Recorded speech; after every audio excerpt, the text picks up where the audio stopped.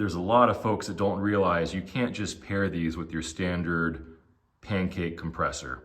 It's not just about PSI, it's about how big the piping and the fittings are and how much flow you can get out of these systems. So for home game, wrenching in the garage with an impact wrench, this is really the bare bones minimum is an 8-gallon compressor that can flow about 4 cubic feet a minute. And even then, these are not really ideal, but you can get some decent power to the gun, especially with high flow fittings. Now, ideally you're trying to maintain about 90 PSI at the tool here, but you can see, even with this thing cranked all the way, when you pull the trigger on that gun, it can't even maintain 90 at the regulator. It drops down to about 60 or so.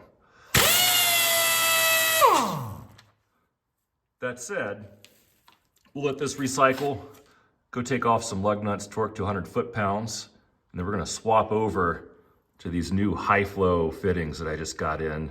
Way more power. Now the idea of these is you have to run these through your whole system. So you gotta put these at every fitting. You gotta replace this coupler, your air coupler fittings, and the one on the tool. You cannot just replace the fitting on the gun and expect to have higher flow. You gotta think of the whole thing as a system. Now, the fittings on here now are Husky fittings I got that are steel, and they claim to be about 25% more flow, but they pale in comparison to these V-style high flows. So it's gonna be interesting to see how much these high flows produce, but first as a baseline, some lug nuts. All right, compressor's fully cycled. These lugs are torqued to about 100 foot-pounds. We're gonna see how this does with just the standard steel Husky fittings.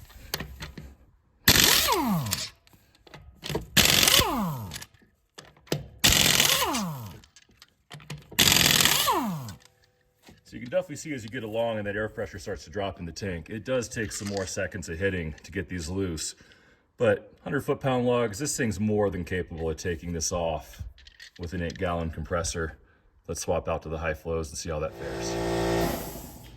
All right, fully cycled compressor, high flow fittings, and everything's been retorqued to 100 foot-pounds here.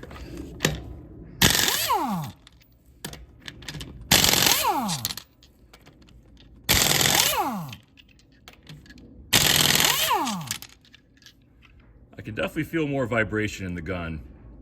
And it does seem to be more consistent in terms of time, especially towards these last couple lugs here. I think this would be a much more pronounced difference on a larger air system. But when this thing recycles and you pull the trigger, you can definitely hear a notable pitch and a whole lot more vibration going through the gun here. So is it worth it? I'd say absolutely, especially for 13 bucks and 10 minutes of time. There's a much more pronounced torque reaction when you pull the trigger on that gun now. Definitely a little more top end RPM, more vibration when it's hammering, which, you know, vibration's not ideal for your wrist, but I think there's a correlation to power there. And you can just see what a massive difference. That's the high flow on the right and the standard on the left. And that's actually a slightly overboard on the left than a regular fitting right off the shelf. And what's nice about this is, as far as running all your other tools, you don't have to run a separate hose. You can just swap your other tools to standard industrial fittings, which you can get anywhere for cheap.